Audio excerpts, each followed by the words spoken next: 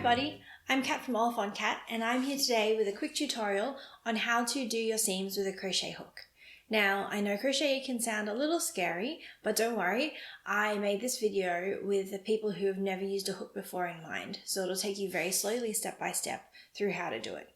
And this is a great replacement for mattress stitch. In fact, it's the only reason why I even like seaming nowadays, and I don't do mattress stitch anymore. I just use this. So I hope you enjoy, and let's get to it. So what you'll need is a hook that is about the same size as the needles you knit the piece with. So this was knit on a 4.5 and a 5mm needle. So I am using a 5mm crochet hook. And you'll need the yarn that you want to use to actually do the seam with. In my case, I'm using this gray. So you take the two pieces that you want to seam together and you hold them so that the right sides are facing together. And it is helpful to pin. I just use locking stitch markers, and if there are sections to the piece, I pin in places that make sense that I actually want them to line up. If you're doing a longer piece, if it doesn't have clear places to try and line up, just generally do it every 10 centimeters or so. Stick your pins in just to make sure that you're staying on track. So the way you do it is you make a slip knot in your yarn.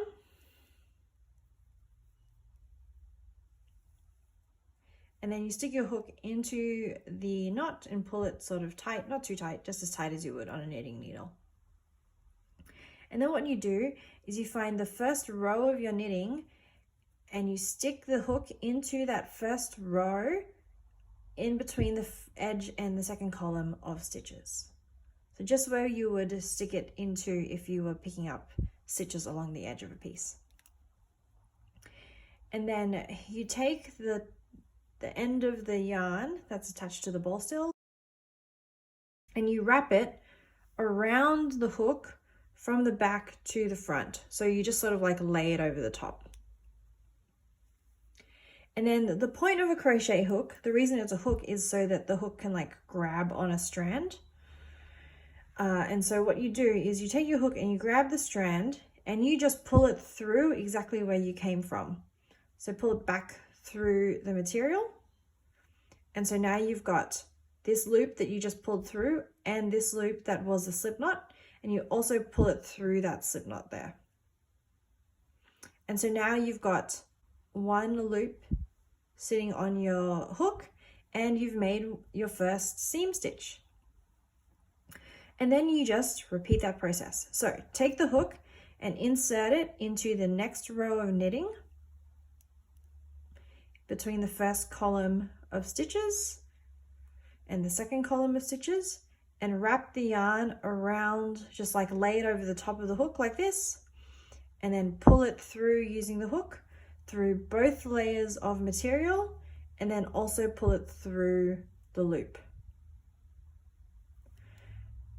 And then you've got another loop here.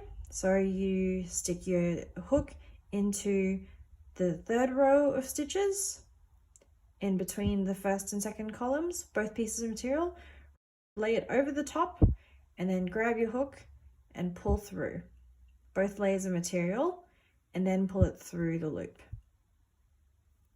So as you get used to this, what you can start doing is insert your hook into the material, into the next row, lay the yarn over the top, grab the hook and pull it through.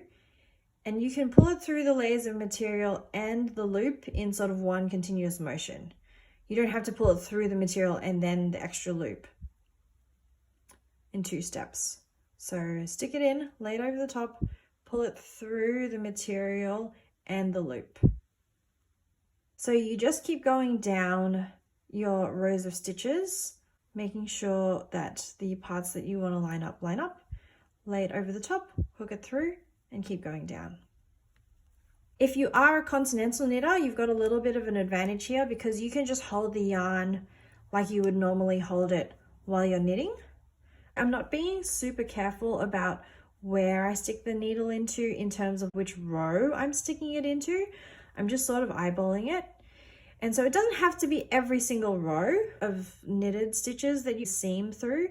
But what I will say is when you've got this loop up here, don't pull it like really tight. Just try and keep a little bit of slack in it, just so that it doesn't make your knitting gather up as you do your seaming.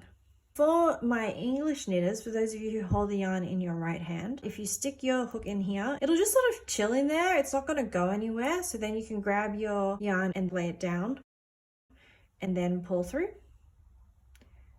And you can just keep doing that process. So stick it in, leave the needle in there, lay it over the top and just pull it through.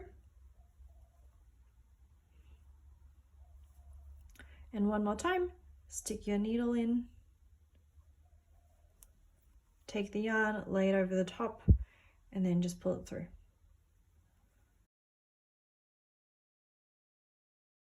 And that's it.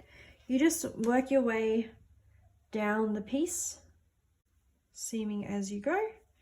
And so I'm just going to keep doing this, and when I'm done, I'll show you how to end off and then also what it looks like from the front.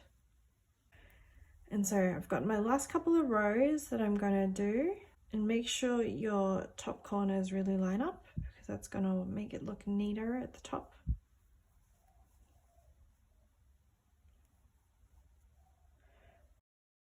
And so when you're done, you'll have this loop here, which is just like the final loop of your knitting. So pull your hook out and cut yourself a bit of a tail. And then just pull the thread, the tail through the loop like you normally would to end off a knitting cast off. And that's it. So from the inside, for those of you who crochet, it looks very much just like a set of slip stitches. And if we open it up, this is what it looks like. It's very neat. I quite like it. One of the things that I like about this the most is that because it's crochet, you don't actually have to estimate and like cut yourself a length of yarn before you start. You can just keep like going from the ball. And on the inside, it just looks like this. So I don't think it's any bulkier than mattress stitch. At least personally, I don't find it much bulkier. It's just very neat and quite easy. When you're done, you just have to weave the ends in like you would for any other ends in your knitting project. So yes, don't be scared of your crochet hooks. Give it a go. Let me know in the comments if you try it out, or hit me up on Instagram at Oliphant and show me pictures of all of the lovely crochet seams you've been doing. And that's it for now, and I'll talk to you later.